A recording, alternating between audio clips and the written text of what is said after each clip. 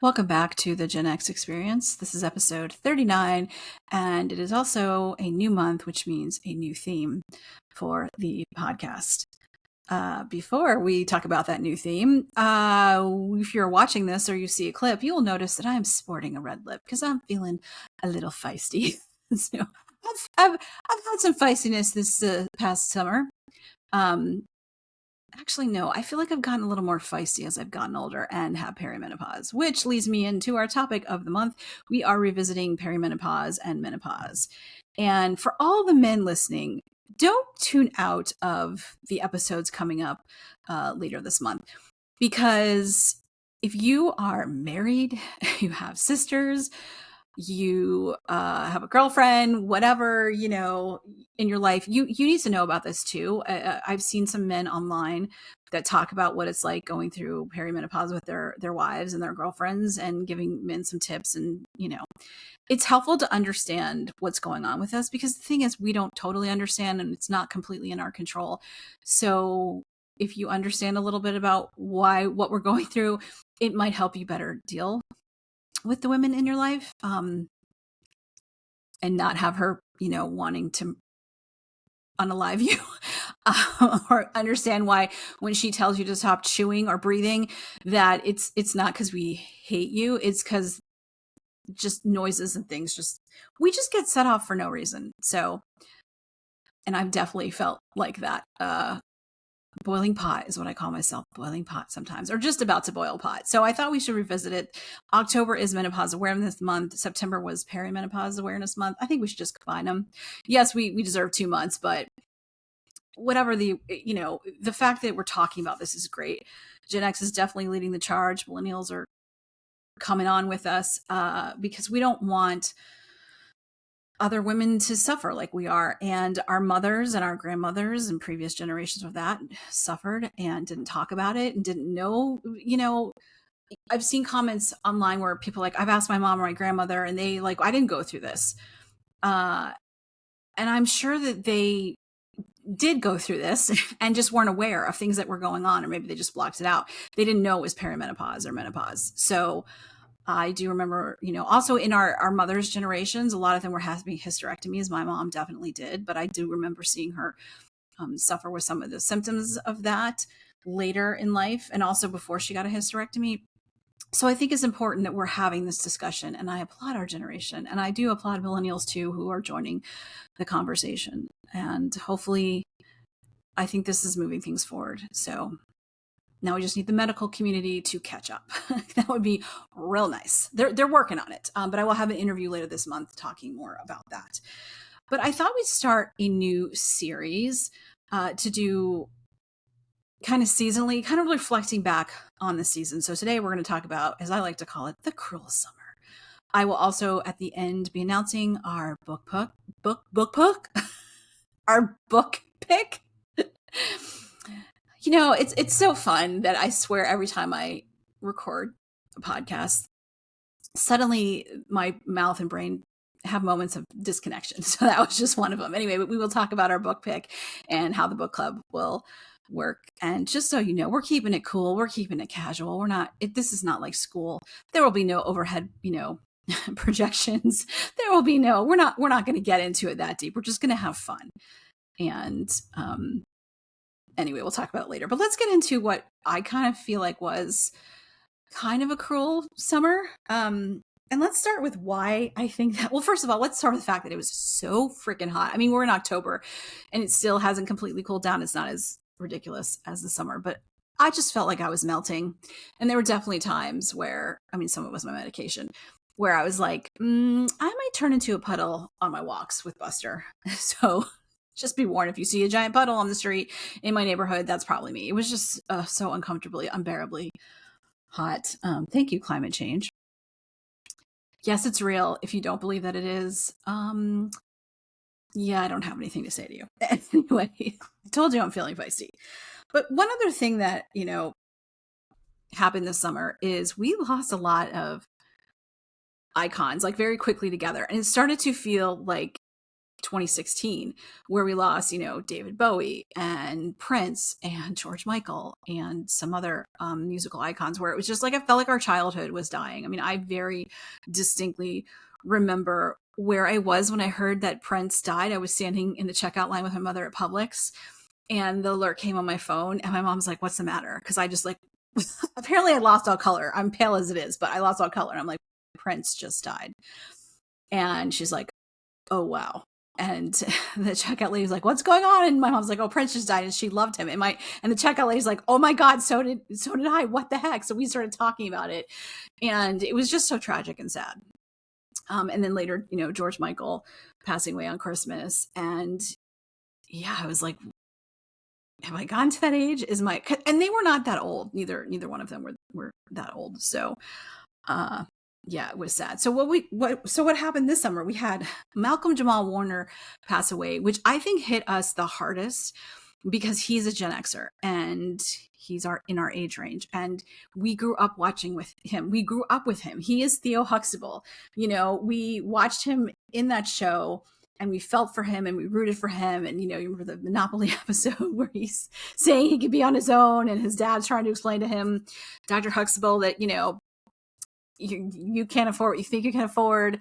The Gordon Guttrell shirt. I mean, just so many things where you're just like, yeah. And he was the only boy in the house too. So he was just very much stood out. And his death was so incredibly tragic, his drowning. And he was a father and a husband. And it's just, I think that hit us the hardest. We also lost, musical icons, Ozzy Osbourne and Chuck Mangione.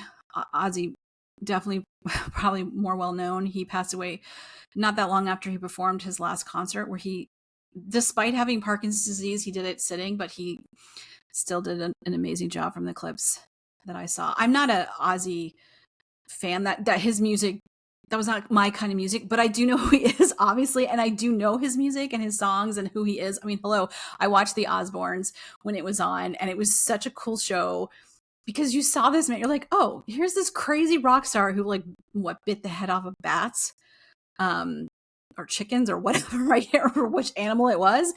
And he just, wild and crazy. And here he has 3 children, and he's a family man, and he takes out the trash like everyone else, struggles with household appliances like everyone else. And even in his later years, he did shows with his son. You would see close with him and his grandchildren, and how much they loved him and how much he loved them. And I know when they had the funeral procession, I think in his hometown, like just thousands and thousands of people came up, and he's legendary, and he's definitely left a mark on music and has influenced so many musicians, Gen X, Millennial, Gen Z, etc. And Chuck Mangione, I mean, when I heard he passed away, someone brought it up. I was talking about something, and I'm like, you know what? I know we have that record. And so I busted it out, and I was like, yep, my parents had that record.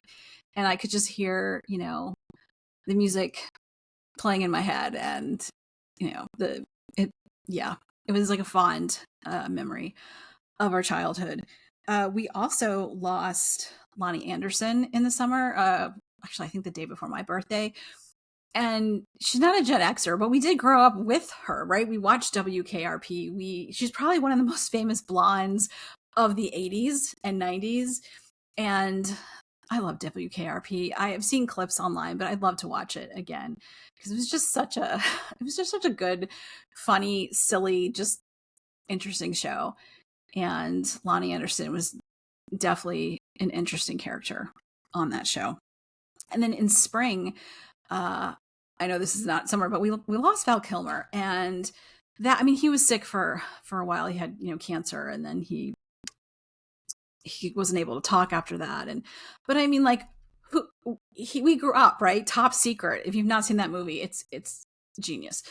Real genius. Willow, when he played the Jim Morrison of the Doors, like Tombstone, he was Batman. Of course, you can't forget Top Gun. Like, he was in so many great movies, and such just a part of our childhood and our adulthood. And it was really, really sad losing him. I think there are some other, these are just a few of the main celebrities that I remember and that left their indelible mark. Actually, I think the other day, this is not a Gen Xer, this obviously didn't happen this summer, but if you've ever seen the show Keeping Up Appearances, it's a British show. The Hyacinth, the woman who played her, and I apologize, I'm blanking on her name, passed away recently. She was 96, and she was an actress for a very long time, but she's most well known for playing Hyacinth Bucket. But she didn't like the last name Bucket, so she would always answer the house, "Bouquet residence, lady of the house speaking." And so people are just showing clips from that show and kind of acting like her. And seriously, if you can find that show, I don't know if it's available. I did not watch that show until late 2000s. I've definitely watched it in the 2000s, and it is hilarious and British humor at its finest. And Hyacinth is just a character that you cannot get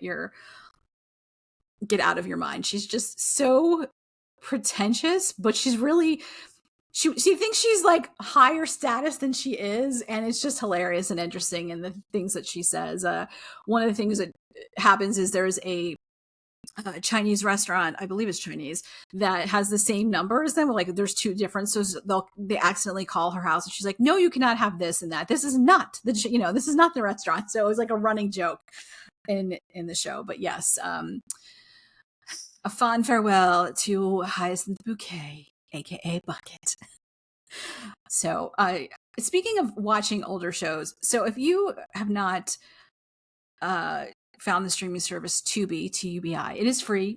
I mean, I think you can upgrade to pay so you don't have to watch ads, but it is free. They are really good at having old shows and old movies on there. I just recently watched My Two Dads. I think has gone. I watched all three seasons, and oh dear Lord, it was great. I loved it. I think the ending kind of sucked. I mean, the show was canceled, so I think they just kind of whatever. But the premise of the show is insane, right? Like they very easily could have found out who her dad was, but decided not to. And just watching like two boomers who, like, one's a yuppie and one's a hippie, raising the kid. They were best friends. Michael, Joey, they kind of fought over this woman and then stopped talking. But just seeing that there's a lot of bad sweaters, there's a lot of chest hair there. If you want to see 80s fashion at its finest, highly recommend. But in browsing that, I saw like Major Dad and trying to think what other shows. So I went and grabbed my iPad so I could look up. So yes, they have Major Dad, My Two Dads, Sabrina the Teenage Witch. Says Fantasy Island, but I think that's the newer version. Silk Stockings, The Scarecrow, Mrs. King. Oh my God, The Facts of Life, One Day at a Time, 21 Jump Street, etc., etc. Family Affair, which is really old, which I remember watching, I think on TV Land. 8 is Enough. So many shows, even movies. So there was a movie that I watched called what was it? Somebody Somewhere. Or no, Somewhere Tomorrow. And if you've ever seen this movie, let me know. It stars Sarah Jessica Parker, and it's really kind of creepy. Like she is out riding her horse one day and she comes across a plane crash, and one guy survives, the other guy dies, but then he becomes like a ghost, and then they kind of fall in love, and then somehow she goes back out riding again or whatever, and then he suddenly is not dead.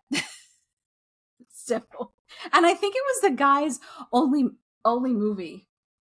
So it's just very weird. But I highly recommend Tubi because it's just a fun, free. Yes, you have to watch ads, but not a lot of them. But it's just fun to like go back and look at 90s movie. I was watching like Kicking and Screaming, the indie movies when they were very big, and so I highly recommend checking it out. And Tubi, if you're listening, if you'd like to sponsor the podcast, I'd be so happy. Let's move on. Speaking of nostalgia, so I started noticing, I don't know if you all noticed this too, is that like we're craving nostalgia. I mean, considering what is going on in the world, in this country, we're all longing for a better time. And I think also when you get into middle age, you start to like remember your childhood. But it's really cool because it seems like a lot of movies are coming back into theaters for limited time. Like Breakfast Club is coming back, I believe. Like Back to the Future is or is going to come back into theaters. There's a Prince concert you can go watch, Depeche Mode, although I think there's more of a modern concert, but not a like back in the day concert. And then there was a documentary on Jeff Buckley, which I went with a friend to see in the theater, and it was so good. And it was just nice to take a little trip back to the 90s. Yes, he tragically died. But even if the stories are tragic, it's just nice to go back to like a different time and remember the fashion and the way we spoke. And like I saw a video today, somebody's like, whoopity-doo. And I'm like, God, we haven't heard that in so long. And it's the best thing to say with sarcasm, right? Like, oh, whoopity-doo. Or so maybe I'll start putting that into my vocabulary, because I feel like there's words I still use, like dude, whatever, take a chill pill. Yeah, different things will come out of my mouth, and it's just funny thinking about how like whatever and dude you can use for so many ways. Like you can be like dude, or like dude, you know, the same with whatever, like whatever, or whatever. So and I think that with whoopity doo, right? If someone says something, you're like whoopity doo, or like whoopity doo. And that concludes my acting for the episode. But I do think, yeah, there's a longing for nostalgia if you are on any social media platforms like TikTok, which I don't know how much longer I'll be on there, because please follow, though. I'm on TikTok and Instagram, the Gen X Experience Pod. And it's just fun, too, to like, there's, you know, definitely Gen Xers who were carved out a little corner of the internet. Much to some Gen Zers' dismay, they act like they invented the internet. We were around when the internet started. We invented Google, some other things, you know. They think that we don't know things. We don't know how to work technology. And I'm like, you know, sometimes we just don't care. We're like, yeah, I don't need to know this. Who cares? And that, you know, that they get offended by the thumbs up emoji or ... ellipses freak them out, or punctuation. And they're so busy like poking boomers and Gen X and millennials. I'm like, why don't you worry about your own generation? Because y'all are looking like, not all of you, but some of them are just looking like whiny little bitches. And really, as I've discussed with guests before, poking Gen X is just not good, because like no one cared about our feelings. So we don't mind setting you straight or hurting your feelings, but it's really interesting when you see them talk about us, some of them, and we're like, what generation are they talking about? Because that is not us. And we're not perfect by any means. No generation is. Like, some of us are great. Some of us suck. Some of us have become crotchety old people. But I like to think that the majority of us are still, you know, the same sarcastic,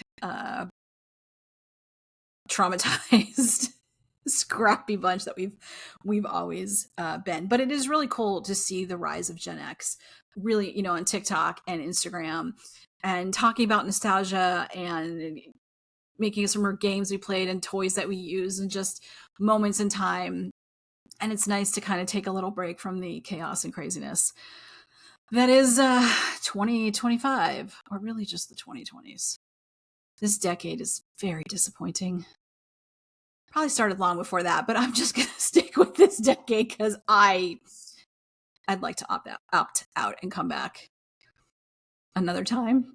I joke sometimes. I'm like, can I just go back to the 80s or the 90s for like 5 minutes or a day, really, so I could see my parents, but really just to take a break and just be like, oh, things were, not that everything was perfect. Again, we all sometimes have rose-colored glasses, but I miss our music and our movies and our TV, and not having the internet, so you don't know what's going on all the time. That would be a nice little break. But yeah, definitely nostalgia is on the rise, and it's a little like soul crushy or jabby when you like hear, this came out 40 years ago, this came out 35 years ago, and you're like, wait a second, I was 10, I was 5, I was 12, like, I'm not that old. yes we are, but we look good doing it. So also, I just want to say, there's some trend online that's like, all right, Gen Xers, who's going to show what 50 looks like or whatever. Most of it's directed at women. Why do we have to do that? Who cares? Like, I get on social media with makeup, without makeup. Sometimes my hair looks good. Sometimes I don't care. Like, I will say Gen X looks good, but like, why does it matter what we look like? There's more value to us than whether we have, you know, wrinkles or gray hair or saggy skin or whatever. So let's not do that trend. Okay, let's talk about what else happened this summer. I turned 51, and can I just tell you that, like, last year, if you've been following the podcast since last year, since we started, I was so excited to turn 50, like so excited. I went on a trip to Portugal, had the most amazing time, had a nice dinner with my family. My sister and my niece took me to get a pedicure. I got ridiculously sick on my birthday, so that was fun. But I went out with my friends. Like, I was happy. I was excited. I have a t-shirt that says, like, I think manufactured 1974 or something. This year I was like, meh, it's a birthday, whatever. It was on a Monday, so I was like, didn't really care. I went out to brunch. I love brunch. It was really nice, although it was pouring, ridiculous, like monsooning, so we couldn't walk around in the Virginia Highlands here in Atlanta. I went out with my friends. We had a nice time, although the rooftop bar we went to sucked. I had reservations because I'm sorry, I need to sit down. And the reservation just got you up to the rooftop bar. It was hot up there. It was pretentious. You couldn't even get a drink. We ended up going downstairs to the bar, had a very nice drink, and then they had a Mediterranean restaurant they went to. And they did invite me to come back, but I'm just like, yeah, not feeling it. You had tainted rooftop bars for me. And I love a good rooftop bar.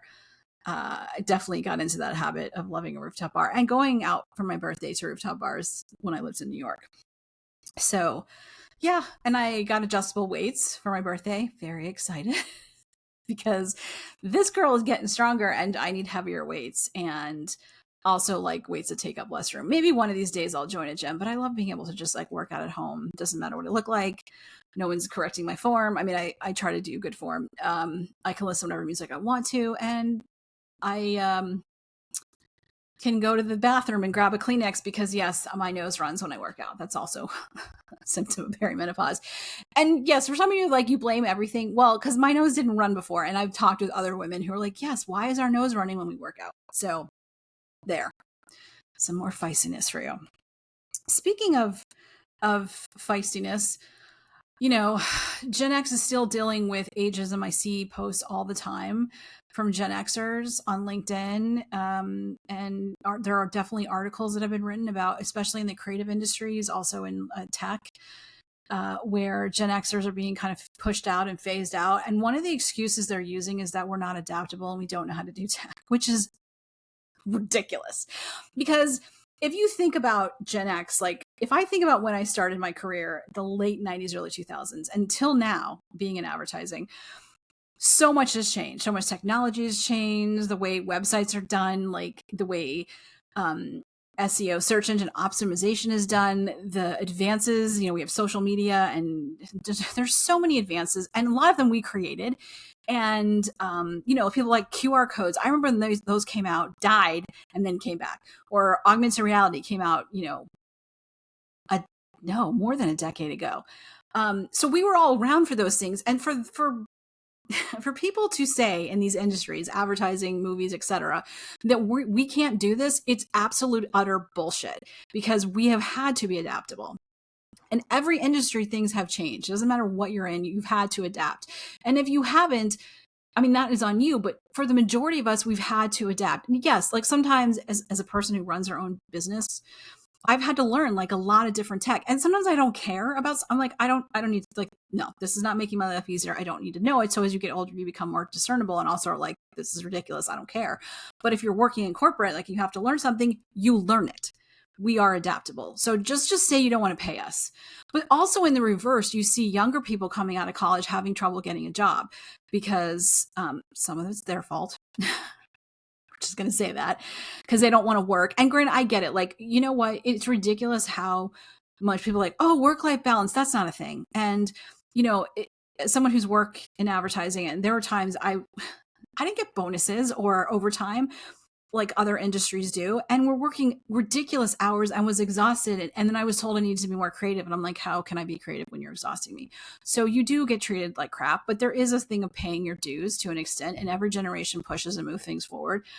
But at the same time, companies don't want to pay these people a reasonable salary that works in this economy. And they think they can't learn things. So they're just underestimating everybody, not giving people a chance. And I'm like, who's running these industries? Like, is it just people that are what? I don't know, 35 to like 40? Like it's completely insane, but there are lots of articles. I will try to put some of them in the show notes if you're curious. And also we did a whole series on ageism a couple of months ago. So if you're curious, you can check that out, different perspectives on that. But it's really disappointing that, when you're supposed to be in the prime of your career, people are struggling. They're losing their jobs and then struggling to find jobs. And a lot of it is like absolute complete discrimination of, people are saying, take the dates off your resume. And I'm like, the fact that we have to play these games is disgusting and just so unprofessional and really discriminatory. Bottom line is just discriminatory. So maybe that'll change. I don't know. But for any Gen Xers who are struggling with the job market or struggling in their jobs, I feel you. I'm thinking of you. I know it's definitely not easy, but I don't think we should be ashamed of our age. I don't think we should be ashamed of our experience. And I think we should continue to push back and say, no, we are adaptable. We've had to learn all these technologies, and you want us to learn something else, we can, but you need to pay us. So if that's going to be your excuse, maybe try another one. Again, feisty. And speaking of some feistiness, so here's something that I would like to say, and this might piss some of you off, but yeah, don't care. So I see a lot of Gen Xers in our little corner of the internet get online and be like, yeah, my mom was terrible and my parents were terrible and I was treated like crap. And, when I went to college, my parents just dropped me off and blah, blah, blah, blah. And then they think, because we're all like that. No, we weren't. We didn't all grow up with shitty parents. We didn't all grow up with narcissistic mothers. Were our parents perfect? No, because they're human beings. And, they did the best they could. And again, kids don't come with instructions. Nobody's like, there's not like a parenting class that you can take that tells you this is exactly how you have to do it.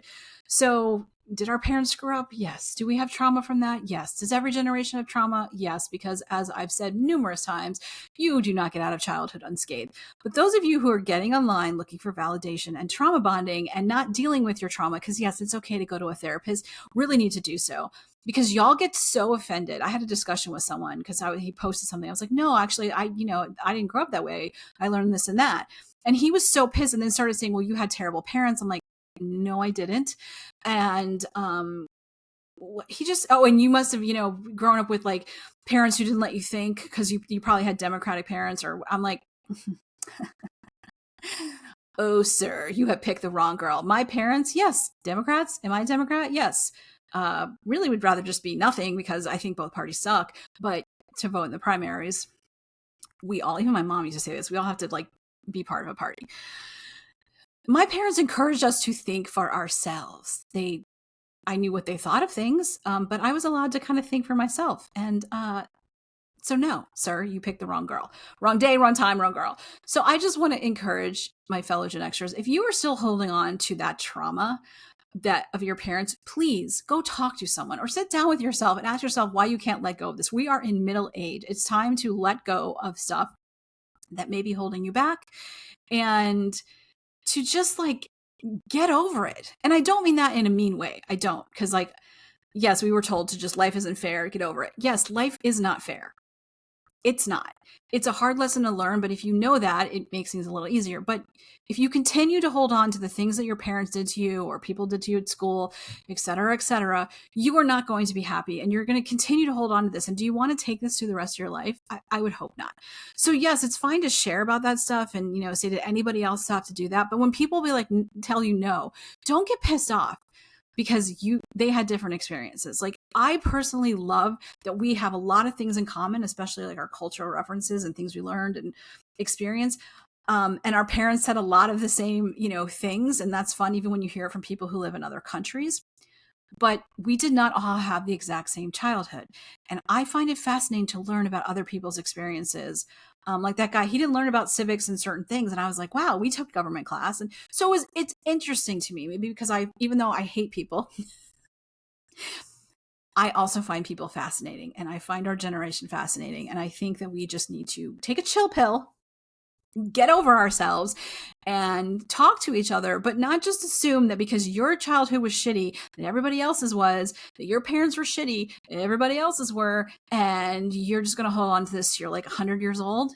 Really? You want to like be your last words, be like, damn you, mom? I hope not. I hope not. Because that trauma can it just keeps festering, and it can hold you back from life and experiencing things. So, and that is, I'll get off of my psychologist soapbox. I mean, honestly, the reason I say this is because as someone who suffered with depression and anxiety for so much of my life, and realizing that had I been born in a different generation that didn't like look down on mental health, maybe I wouldn't have had to suffer for so long, and maybe I could have been okay with reaching out for help and finding the right help, and also learning that there are lots of different things you can do to help your mental health besides therapy.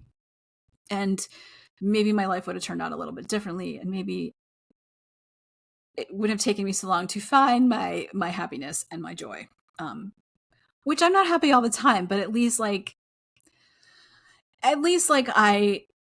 I know how to deal with those days or those moments where the sadness comes in. So, or the pissed offness, or the like, I can't believe that happened kind of crap, you know, even if it's from today's world or the past. So, yeah, just think about it. Take a moment, think about it. Like, how do you want the rest of your life to look like? And I hope it's not just being angry and holding on to the past, because we can't go back. As much as some of us right now are like, can I please spend some time in the 80s? I hate it here right now. We cannot do that. Anyway. And maybe, yeah, you know what? If some nostalgia music will help you, if watching old movies or old shows will help you, or reading old books will help you, then go do that. Find what makes you happy. Find what brings you joy. Find what brings you fulfillment. We only have so many days on this world, on this planet, and I, for one, would like to enjoy them as much as I can, especially in the things that I have control over. So, anyways, let's move on. I'm not going to talk about politics on the show. I want to kind of keep this a fun atmosphere, because I have some very strong opinions about things, and I don't want to get into arguments or disagreements with people. And I just, and I do, I'm not going to say just because like I'm more on the left that I disagree with things on the right, or I think certain things about all people on the right or being on the left think about. I'm not that person. I think that's very harmful, but I'm just going to say this. We need to go back to critical thinking. And I just want to encourage you, because November, you know, in a lot of places, I know here in Georgia, there is elections, and for different things, local, state, you know, whatever it is, really think about who you're voting for. And I'm not going to tell you to vote for, but I just want to say, can we stop going, oh, I cannot vote for this party because I'm the other party? It should be country before party. And the fact that we're not doing that is why we're in the situation that we're in, and why we are very easily divided. So do your research, like, and not just on your side, okay? Because when you start parroting talking points from certain stations, it's so very obvious that you have lost your critical thinking. So just try to go. Google is free. Don't use ChatGPT for your research. Or if you do get things, please go look them up. And please vote. We need to participate in our democracy, or we're not going to have one. I don't know if we're going to have one after these 4 years as it is. And if you disagree with me on that, yeah, I don't. Honestly, this is where I'll get a little political. I don't want to hear it. I just don't. If you're okay with what's going on because it's happening on your side, but you wouldn't be happy if the same thing is going on from the other side, you're a hypocrite. And we all need to get off our high horses and look at what's really going on. I don't care what side it's on. Both sides suck terribly. Hence why I'd rather be part of a nothing party. But also, can we talk to each other? I have unfriended some people that I thought I had unfriended, people that I grew up with who I thought were a certain way. And I literally was having a conversation with someone who wasn't listening to anything I said, was being completely disrespectful. I was like, well, this person wasn't a criminal. They didn't rape or murder. And I'm like, that's your bar. And also that makes you a hypocrite. You can guess why I'm thinking that. And I had to block them and unfriend them because I don't want to not engage, but when you're not going to listen, so we need to open our ears back up and listen to people like we used to do. You can respectfully disagree, but we're not hearing each other. And so, sometimes the discourse it's just so loud and stupid. I mean, Bad Bunny performing in the Super Bowl and people are losing their freaking minds over it. Are you serious? And saying things like, well, he only speaks Spanish. And, I hope ICE is there. He's an American citizen. Puerto Rico is a territory of the United States. If you don't know that, please just start re-educating yourself. I don't know what's going on with this country. It's so disappointing. But really, I just think we need to pay attention to who we're listening to, not just reinforce our own biases, agree to disagree respectfully. And really, if you come to an impasse and you try to talk to someone and they're not listening to you, it's okay to unfriend them or stop the conversation. I know I'm saying we need to listen to each other, but sometimes you just can't change people's minds. And it's an exercise in frustration, especially if they're not going to listen to you and have any respect for what you're thinking. I just kind of want to see that kind of change because we're all in our echo chamber. And this applies to a lot of things. Just do not use ChatGPT, again, for your research. Like when I use it, because I do use it for some research or brainstorming or like my brain's not working, I go check everything. I fact check everything. I also look up and see if the things it's told me is like that it's not stealing from someone else. So, try and do your research and get things from different sources because somewhere in there you'll find out what the true story is. And then it will also help you identify your own biases and different size biases. So you can be like, okay, what is really going on? So there's so much misinformation out there, not just in politics and health. And, you have these wellness influencers saying insane things. It happens in beauty. If someone's like, oh, chemical free, everything is a chemical. Everything is a chemical. You are chemical. So if someone's telling you you shouldn't be using chemicals, I don't know where you're supposed to live on this planet or what you're supposed to do. That is insane. Water is a chemical. FYI, nature is not always great. Nothing wrong with synthetics. I mean, I, for one, am not thrilled that we're going back to natural dyes because that just means more allergens. There's a reason things are synthetic. I mean, you can look them up and, yes, if you think things need more research, yes, our food could be improved. Absolutely. Better food could be more accessible. But let's not get it twisted. Nature's always trying to kill us. And I, for one, as someone who's very sensitive to things, sometimes I appreciate synthetics because that means I don't have to endure the allergens that natural products cause. So anyway, that is the end of my soapbox. Again, and if you think, I'll just finish one last thing. If you think I'm telling you who to vote for, what to think, or whatever, you're mistaken because I'm not. There's only a few things where I will completely disagree with you and you cannot change my mind. And sometimes that's based on facts or sometimes that's just based on my lived experience. But I will always treat you with respect. If you don't, I will unfriend you, block you, etc. But anyway, and if you do want me to talk about any subjects in the future that might be political that are affecting us, please let me know and I'll see what I can do. But I just really want to keep this more sane. And so, if me talking about what I just talked about bothered you, I hope it didn't. I'm sorry. I'm not trying to tell you what to think or who to think about. Like, I'm just trying to tell you to open your eyes. And that goes for every side of the aisle. Every side. Because there are problems on both sides. And I will say, if you can't see that, that says a lot. So I want to wrap this up because I'm getting heated. I told you I was wearing red lipstick for a reason. But let's talk about our book club. So the picks were kind of all over the place, the votes, but it came down to, funny enough, the first one on the list, A Wrinkle in Time, to be the top pick. And so that is what we were going to be reading, A Wrinkle in Time by Madeleine L'Engle. Am I saying that right? I think I'm saying that right. And so here's how the book club is going to work. I think what we're going to do is, for right now, we'll just do books like seasonally, quarterly, that kind of thing. I want to give us time to read. We all have lives. We're all reading other things. We're all working, etc. So we're going to start this book in October, and you will have until December to read it. We'll talk about it in December, the beginning of December. I'll send out reminders and things. I will put links in the show notes, and I'll also, share where to get the book. on TikTok and Instagram, so you can read it. You can listen to it. I don't care. I'm not one of those people that's like, audiobooks are not reading. Read it however you want. And we will talk about, if you've read it before. I'd love to hear from people who've read it before, what you think now, if you haven't read it or don't remember it. One of my friends and I were talking about our other book, The Mixed Up Files of Mrs. Basil E. Frankweiler, and how we're like, did we read this book? Like, I remember having the book, but I definitely remember the movie with Bette Davis more than the book. So it's just nice to revisit these books that you either read or haven't read or forgotten about. And then we'll talk about them from like what we thought about them as we were kids. What do we think about them now? We can talk a little bit about like, if you're reading them in 2025, like if we were kids reading it now, like what would we see about it? What do we think about it if we're looking at it from our mindset of being in the 80s, 90s, etc., 70s.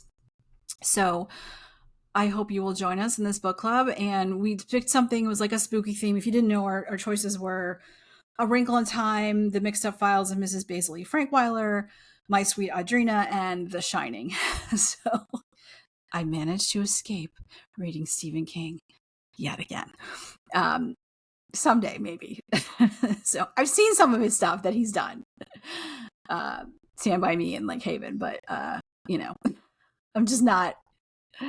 not a fan. And honestly, I don't know if I read A Wrinkle in Time. I cannot remember. So this may be my first time reading it or maybe revisiting it. I don't know.